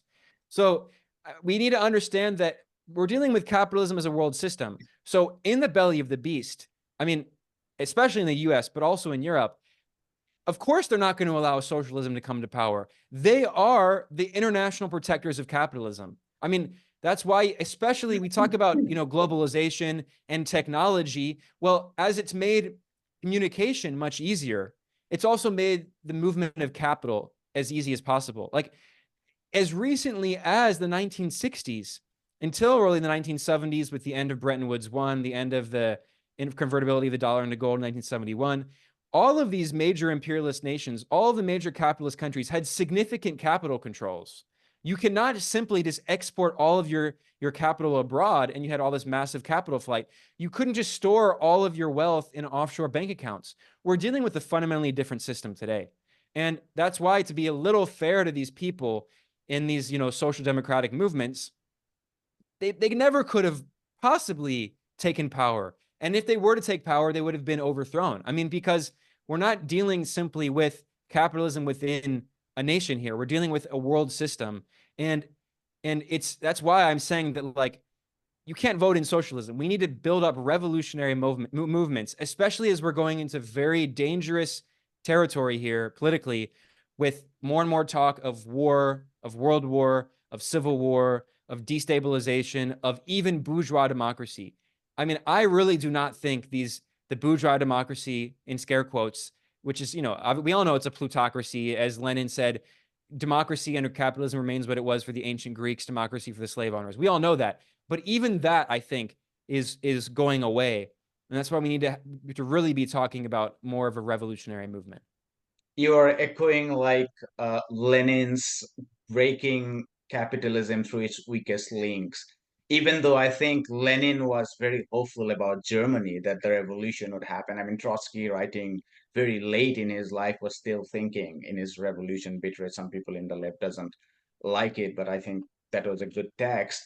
And he was still thinking that the revolution would happen in Germany. But anyway, the core of Leninism, unlike Trotskyism, Trotsky actually remained very orthodox Marxist, in a sense that he believed to the last moment, when he joined the Bolsheviks from his Mensheviks, that you have to develop productive forces, bring peasantry out into industries and so on before you transition into socialism. Lenin thought that no, we can bypass them, building on generations of Russian socialists that actually believed that they saw revolutionary tendencies in these weakest links. And I think I agree with you. If you look at capitalism seriously, there are so many reasons actually to be pessimistic about. And this is where I actually have some difference with the older left. I mean, the left of the older generation, who often comes up with this phrase saying capitalism is over. I mean, we have to be careful about saying that. On one hand, there are multiple crises, falling rate of return, currency crises across the global south, and so on. Trillions of dollars of treasury with literally no returns, just floating around, having no regions, no areas to be invested. And that's why they do all this sort of finance capitalism. So there are these crises, but then, as you said, capitalism remains very strong at its heartland, and it's very difficult to break away from that. Just on a departing note, by the It's a way, contradiction. It's yeah, very strong, but also very weak. It's as weak as it's ever been. I mean, look at how unstable the U.S. ruling class is, and this bourgeois democracy. We know it's not a real democracy. It's the best so-called democracy money can buy, but even that is falling apart. and we see a serious systemic crisis, which is why I'm very afraid. I think we're really going to start talking about actual fascism. I mean, it's easy to call people, far right people fascists, but I mean, like, even the breakdown of the remnants of bourgeois democracy, we see all across Europe the far right coming to power, and people think that, okay, well, they're like, okay, it's bad now, but do they think it's going to get better over time? It's just been getting worse and worse. Like, who do they think will come after Trump, right? I mean, like, we need to be really serious about this discussion here. And on the issue, really briefly, I'll say of Lenin and the idea that the orthodox Marxist argument that imperialism would happen in the core. I think this is the thing that the original Socialism. classical Marxist thinkers, that was the thing they were the most wrong about. I mean, everyone should study those texts. I mean, I was saying that, we should update them and understand their analysis and their historical context. Lenin was writing specifically, by the way, he wrote Imperialism, the Highest Age of Capitalism as a pamphlet to justify opposing World War I. But then people misinterpreted his argument of inter-imperialist rivalry to describe future wars. Like, for instance, some of the Orthodox communist parties, like the KKE in Germany and Greece, have had a horrible position on the war in Ukraine, taking this is inter-capitalist rivalry, inter-imperialist rivalry, etc., misinterpreting Lenin's analysis, which again, Lenin was writing in a particular historical context. We should understand how Lenin was responding to his conditions and use his frame of thinking for today, not simply take exactly what he wrote in 1917 and say that it's entirely the same analysis today. Instead, we should think what Lenin would write if Lenin were alive today, right? Mm-hmm. And when it comes to this issue, I want to be really honest, and I've been encouraging people to think about this, especially social democrats. There has never been in history a socialist revolution or even an actual socialist government coming to power in the imperial core. We should be honest about that, and that should influence our thinking of how of what socialism can be accomplished. Right? Think about it. After the Russian Revolution, which was the weakest part of all of the imperialist nations, Tsarist Russia was the weakest part of the imperialist nations. And Lenin himself actually wrote an essay where he talked about backward Russia, advanced Asia. He was constantly talking about the backwardness of Russia, where capitalism was not very developed. Every revolution since then has been in the periphery of the world system. The Chinese, the Cuban, the Vietnamese, the Korean, the Algerian Revolution, the anti-colonial national liberation struggles in Zimbabwe, in Congo, Nicaraguan Revolution. I mean, where have the revolutions been in the imperial core? There haven't been any. And even people say, well, maybe the Carnation Revolution in Portugal. Okay, well, that was the end of a fascist dictatorship. And it was also the moment of decolonization, the end of the Portuguese Empire. And it was also very short-lived, by the way.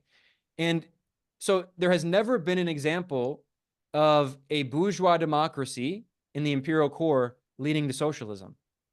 That should really influence our analysis. I'm not saying it's impossible. Maybe it is possible, right, but we need to think that maybe the analysis, going back, unfortunately, to Marx himself, obviously Marx was right about most things, but he wasn't right about everything. And maybe the analysis that the socialist revolution would come from the core of the world system, where in the industrial proletariat is the most advanced. Maybe that's not true. Maybe, in fact, what we've seen in the US is that becomes the international protector of capital. And it's the strongest part of the capitalist world system. And Marx, like you said, Lenin's argument that the capitalist world system should be attacked at its weakest points. Marx, in fact, in his late life, in early 80s, before he died, he was responding to this Russian socialist called Vera Zasulich, where he wrote, actually, I don't know if you have read this, 4 very crisp, short essay, because Vera Zasulich was he wrote from, this was after the reforms of 1860s and opening of contradictions in Russia. He wrote to Marx saying that you have written about the proletariat being the leading organ of the socialist revolution, but we are seeing peasantry here, which where there are great potential because they are organized, they are using traditional modes of organizations, and they can lead to socialism. And Marx has this long correspondence, and he wrote four drafts, which he never published, saying, "I am too weak now." But he was very direct in admitting that, well, there are huge potentials of leading to socialist routes. Now all that was suppressed for very different reasons. Even the Bolsheviks were complicit in that, because the Bolsheviks presented themselves, unlike the Chinese communists, as urban, revolution. And so it was 1953, I guess, in Manchester, when these drafts actually came out, where Marx actually admitted in the late 1980s, in the early 1880s, just before he died. Yeah, I just wanted to end by saying the problem from the revolutionary times of the 28th century is that capitalism has become has very strong even in the global south these days, and a lot of anti-capitalist revolutions were part of anti-imperialist struggles, whether you think about the Chinese Revolution, whether you think about Russian participation in the imperial war, and you name it. They were part of, or Vietnam against the French and the American, they were part of the larger imperial struggle, and with sort of formal decolonization and the bourgeoisie consolidations within the global south, and how after the 1970s and the 1980s capital got much more linked and autarky became almost impossible. That was part of the reason why China could survive and the Soviet Union fell apart.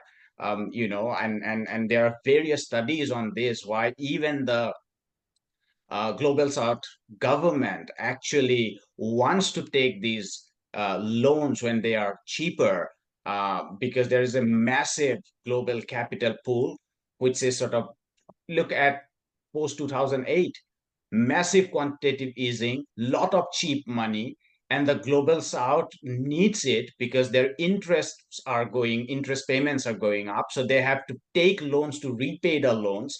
They go in there in terms of hot money, and then the moment gradually interest rates are hiked up in the global north, capital comes back to its safety, leaving this more than hundreds of nations in under sovereign debt crisis. This was exactly what happened in Latin America in the 1980s. Initially, they opened up, they were taking loans, they were cheaper. And then Paul Volcker came in 1979, hiked up interest rates, capital flushed in out of that.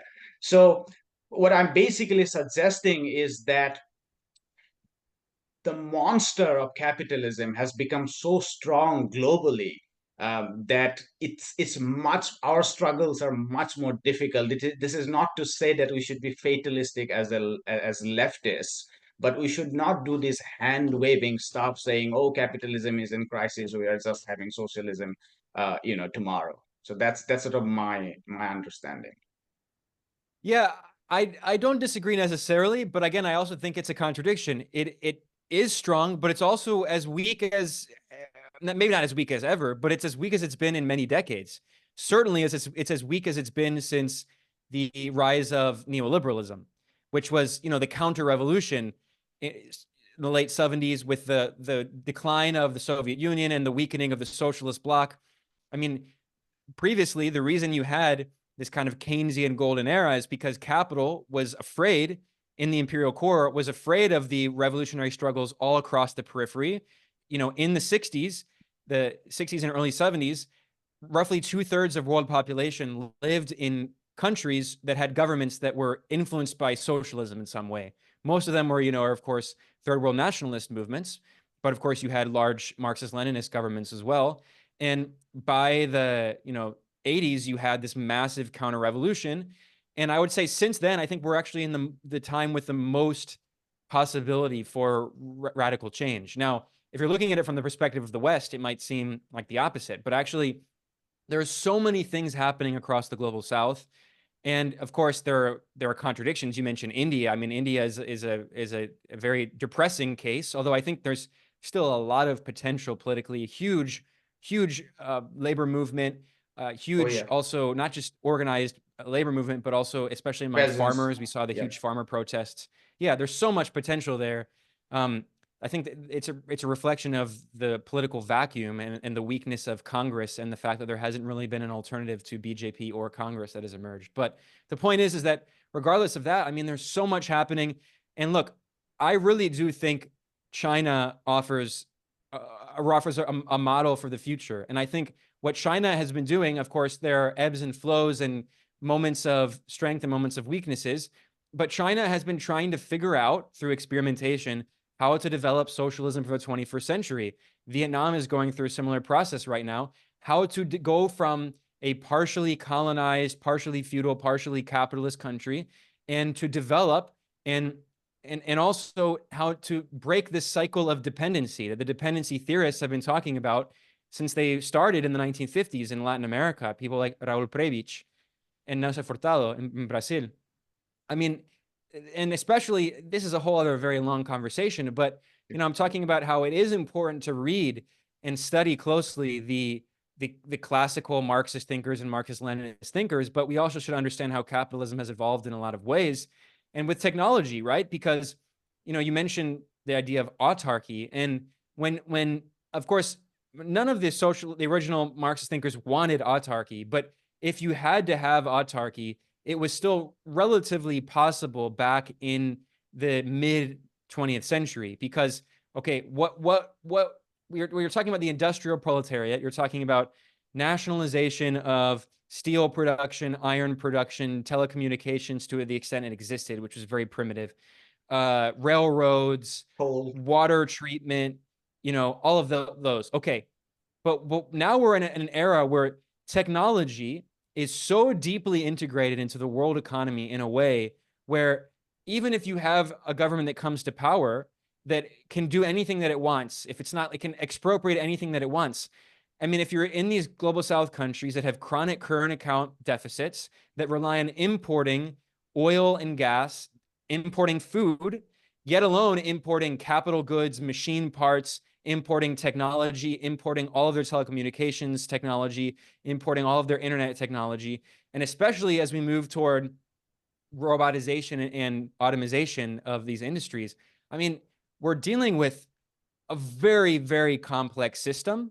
And if these countries are completely dependent on importing those products from the advanced capitalist countries in the core, even if you have a country in the global South, a revolutionary government that comes to power, if there isn't an economic blockade on them, which is very likely, all they can do is export their raw materials and maybe have some low value added industry in order to import those capital goods and technology from the core. And you're not in any way actually challenging this cycle of the capitalist world system. This is what happened in Venezuela.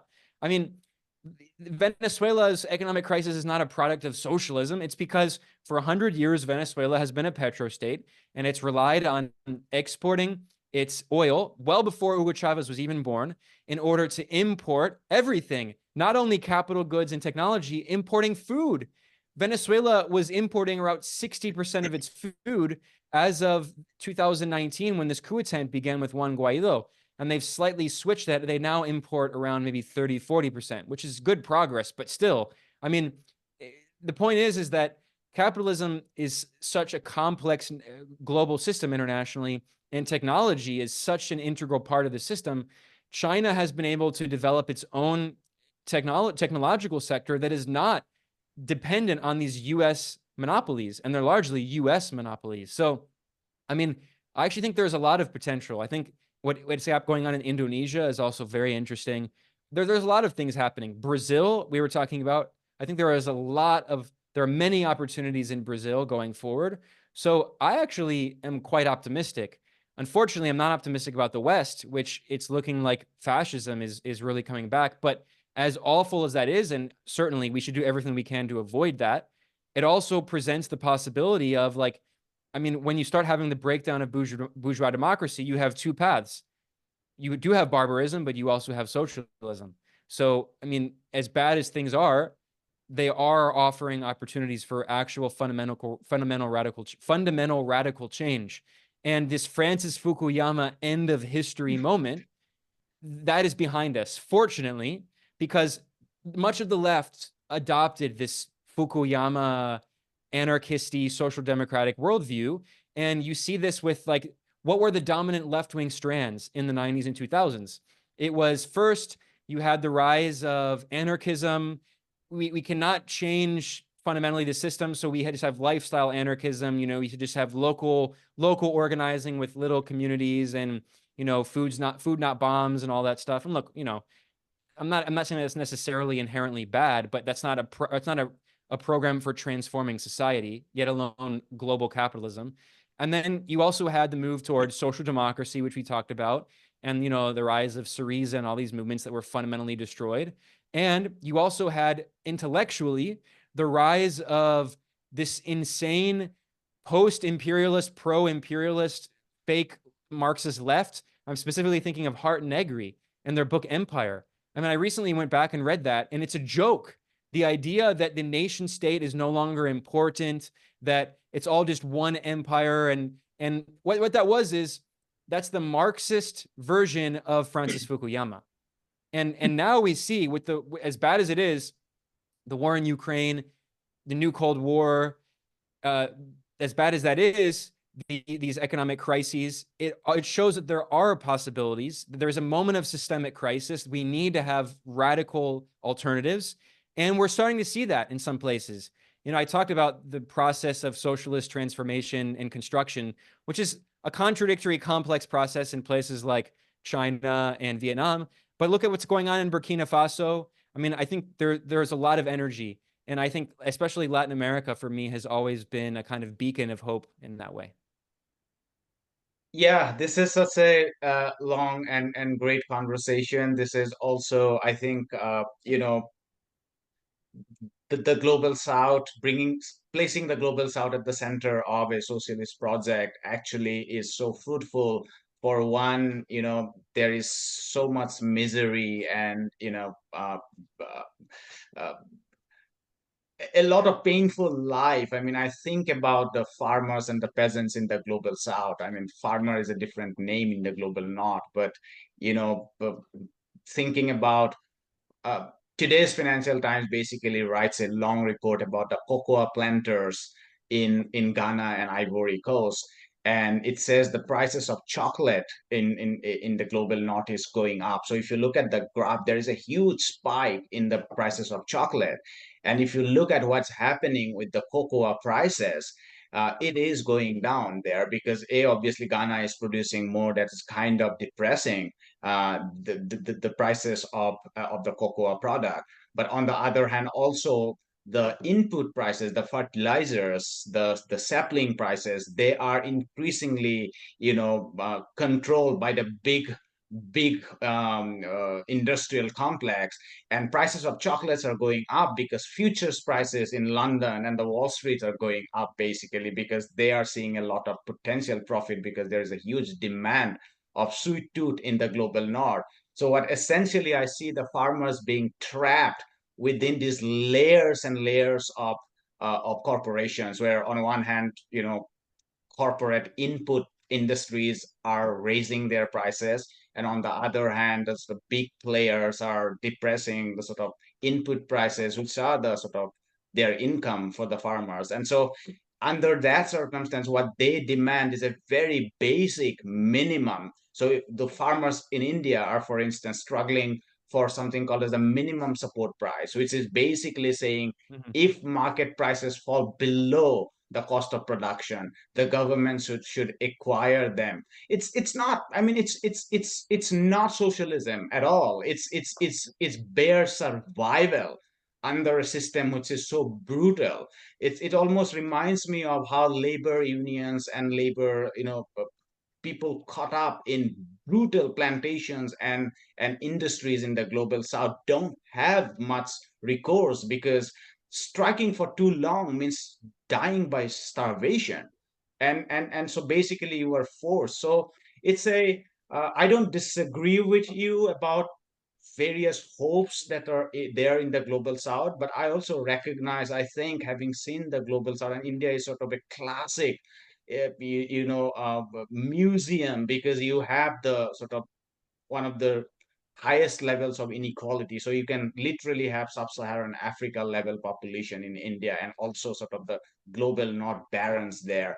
I see how helpless the working class is. So sort of I kind of I'm reluctant to sort of throw around this sort of hopes about the global South when I see so much of hopelessness. But Yeah, I well, I mean, the global south is around 87% of the world population, depending on how you define the global north. right, So obviously there are a lot of contradictions in within the global south. So sometimes it does help to talk about the global south as a project, right? In terms of unity, but yes, we should also understand that there are a lot of differences and a lot of disunity within that. So saying that there is hope in the global south doesn't mean in every single country in the global south, but I definitely think that in certain countries there are a lot of very interesting things happening.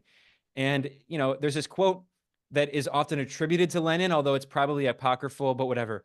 It's there are some years or some decades where weeks happen, and then there are some weeks where years or decades decades. happen. And I really think we're in that kind of moment right now where in some ways it can be similar to maybe the 70s, where you had this fundamental transformation in global political economy with the end of Bretton Woods 1, the end of the convertibility of the dollar, the rise of neoliberalism, stagflation, decolonization struggles, the OPEC oil embargo, reform and opening up in China. There were so many things that were going on in the 70s. It was this really transformational era. And I think we're going through a moment right now that's similar. And of course, we have no idea what's going to be on the other side of that. But again, if the left, if it doesn't have the left can't transform society if it doesn't have these kinds of liminal moments, these watershed moments, because otherwise you're just trapped in this kind of epistemic cycle like we saw in the Francis Fukuyama neoliberal era. It was the end of history, right? But now it's definitely not the end of history. History is advancing for better or for worse. Let's try to make it for better. Yeah, I think I completely agree with you. I just feel the struggle has to be much more global in nature, because the global South by itself, the problems become very, very difficult if we are to think about the global South by itself, while not unraveling these institutions at its heart. A lot of the problems, in fact, that China is facing, whether it's the property market, whether it's the sort of a weak, what the Financial Times is saying, weak business confidence, weak consumer demand, and they are trying to um, bring in some structural changes. A lot of these solutions actually are impeded by its relationship with the US. For instance, a lot of people in China says that there should be debt resolution for the local government's debt. There should be some stimulus to increase consumer spending. That would mean some kind of easy money policy, but that would also means devaluation of its currency, which has a huge relationship with trillions of dollars that it sends into US Treasury bonds, right? So what I'm basically saying is that Well, quick note. yeah, China for a decade now, the People's Bank of China has been a net exporter of treasury bonds. That is, it's net selling them off slowly. People will say sometimes, well, it's still technically buying some to maintain. So the People's Bank of China maintains, it's not entirely pegged, but it's not an entirely freely floating right. exchange rate. There's a narrow band. So overall net purchases have been declining of treasury bonds for a decade. But yeah, I mean, there are these economic issues in China, but I think we should also understand that this And is China part of is this the best transformation. case. And China is the best case because they are the most productive. I mean, if you look at the gross value addition, I mean, they are like 42%, but the rest of the global South is worse. So they are essentially much, much more dependent on these global institutions. So I think we agree completely on our analysis. We agree that there are great hopes in these protests in the global South, and resistance against imperialism and capitalism. I think my only contention is that we have to have a core, I mean, major transformation of the core of capitalism, which is the global north, to see essentially an actual socialist transformation, or else it's almost like fighting the elephant with bare hands of human. And that's how I see the picture. Of course, I do agree, but I think this is a whole other long conversation. I know we're going pretty long here, but it's a good discussion. I do think that even the core of the system is fundamentally changing. The world system is changing, and that's why. I mean, there's a very interesting book. It's a little dated, but you can see the early seeds of this by Giovanni Arrighi, Adam Oh, the Smith in long Beijing. long 20th century. Well, Long 20th Century is very good, but he published Adam Smith in Beijing in 2007 and was kind of seeing this happening. And of course, Samir Amin was talking about this. In fact, it was Samir Amin talking about decoupling.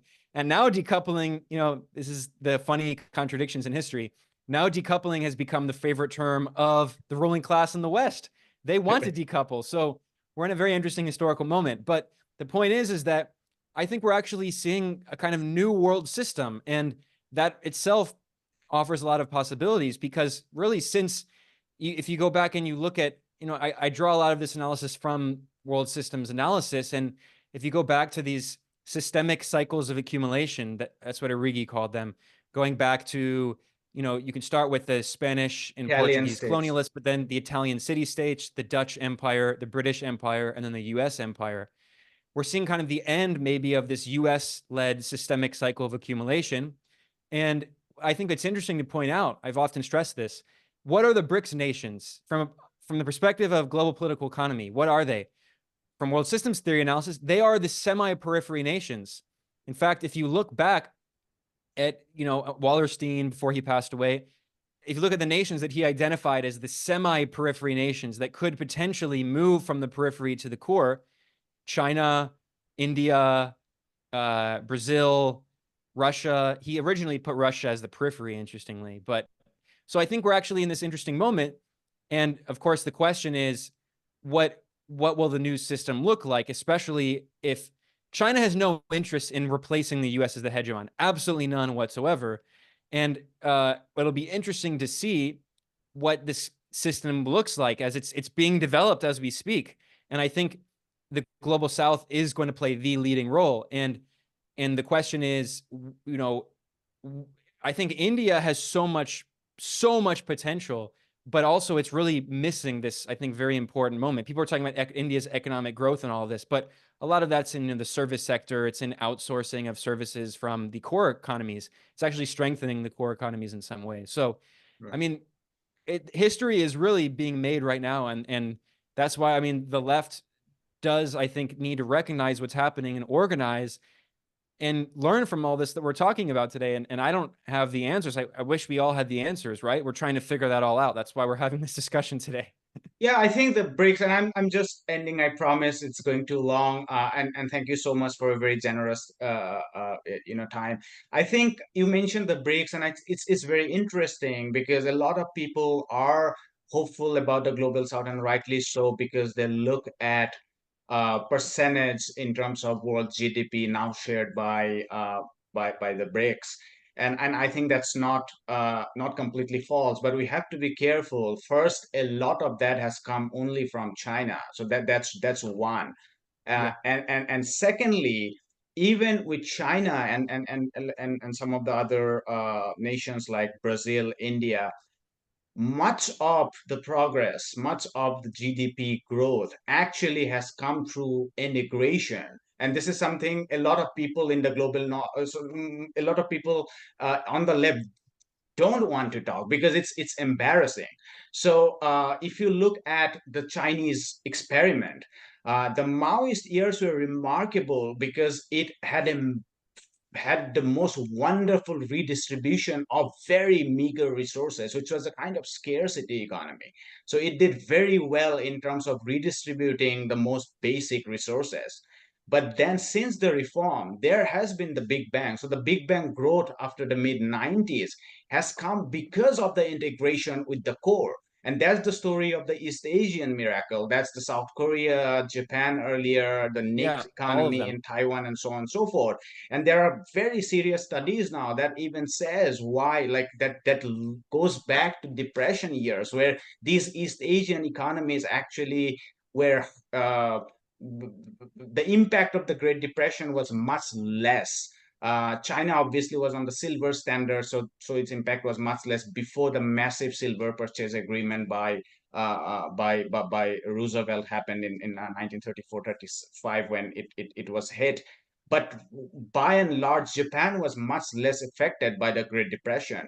And so they were much more open in some ways. And there are very serious studies about China in the one by Thomas Roski. It's a neoclassical framework, but empirically very rich, saying that the period between, let's say, 1909 and 1949, there was net 1% real growth, which is a huge at that point in time. So there was an uptick.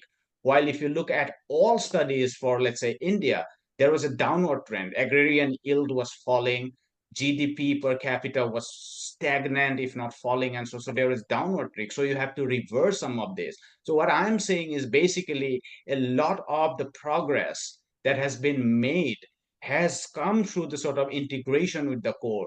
And we have to be very careful about that, because as someone who speaks for the global, or with the global south, the global south itself is creating global south within global south. So the kind of China's remarkable success doesn't necessarily guarantee the same story for sub-Saharan Africa.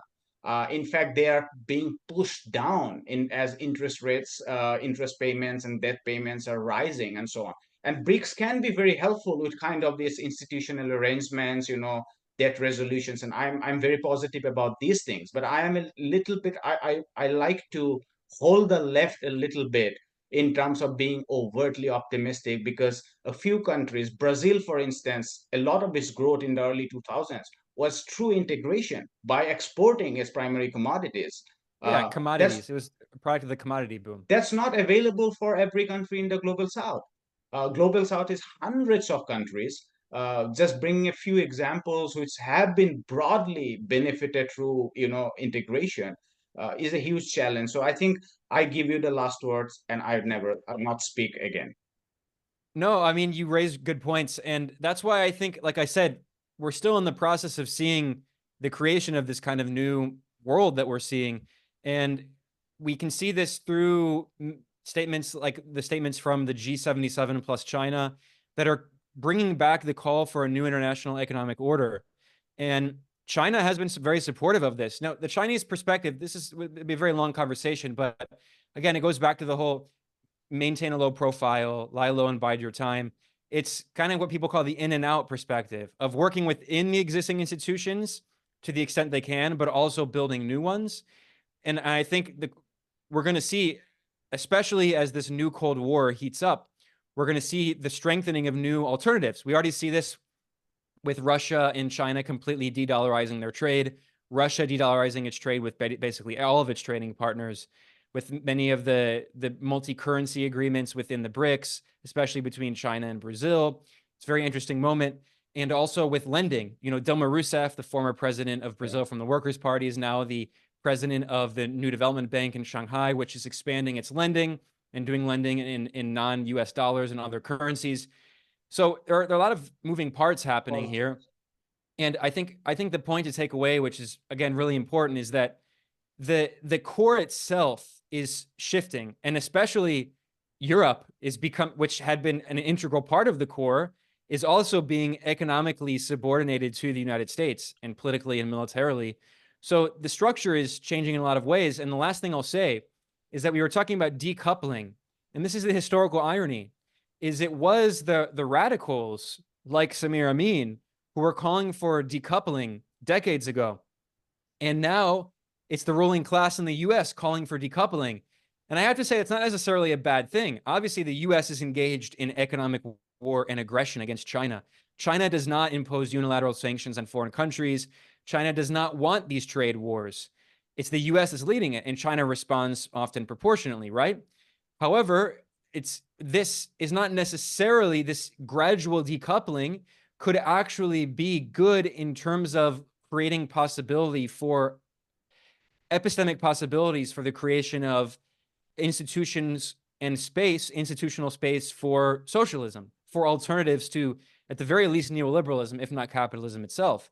And we can already see this in some ways with some of these new institutions, much more favorable lending conditions, discussions of technology transfer. If you read these statements, especially from the G77 plus China, which China has signed on to, and technology transfer is a big part of it. And now that China has become a leader in technology, we're going to see if it actually, and I do have confidence. I mean, the Communist Party of China is the real deal. And there's also discussion in China of a new era, right? Of the Maoist era ending in 78, the reform ending opening up from 1978 until 2017, and the new era in 2017. So there are a lot of things happening. And so I think, of course, we never know. History is never determined. It can go, again, toward socialism or toward barbarism. But I think there are reasons to be optimistic, cautiously, of course, never be naively optimistic. And the fact that the decoupling that was called for is actually probably going to become an inevitability is, I think, sign of things to come. And I should have mentioned them way earlier, but I think the Potnikes have also been very prescient about this. And I remember, I think it was an interview that you did with the Potnikes, in which they were talking about this turn back toward protectionism in the West and how it's not necessarily a bad thing. I agree. Obviously, when it's just trade war, when the U.S. protectionist policies are trade war against China, that's not the same as protectionism, right? That's trade war. That's obviously bad because it leads often toward military war, like the U.S. trade war on Japan, right? In different conditions. So obviously trade war is different, but the turn back toward protectionism, and in the U.S. leaders, U.S. officials like Jake Sullivan, who gave this speech last year at the Brookings Institution, acknowledging that the Washington consensus resulted in all of these negative side effects from the perspective of, the U.S. capitalist class, deindustrialization, destruction of or deterioration of infrastructure, lack of investment, and all these things. The turn back toward protectionism, and therefore the correspondent weakening of neoliberal globalization, also once again provides the space economically and politically for the rise of new developmentalist projects that are at very least anti-neoliberal, if not socialist. So again, we're in this very complex moment where, of course, the new Cold War is a bad thing because we don't want the new Cold War to lead to a hot war. The U.S. aggression against China is a bad thing, and against Russia is a bad thing. But at the same time, it's accelerating this process of de-dollarization, of the creation of new institutions, of decoupling. We see this with Russia and the sanctions. And if there's increasing economic war on China, we can definitely bet we're going to see much more, which again offers more opportunities for anti-systemic projects. This was such a wonderful conversation, Ben. Thank you so much for your very, very generous time. Thanks a lot.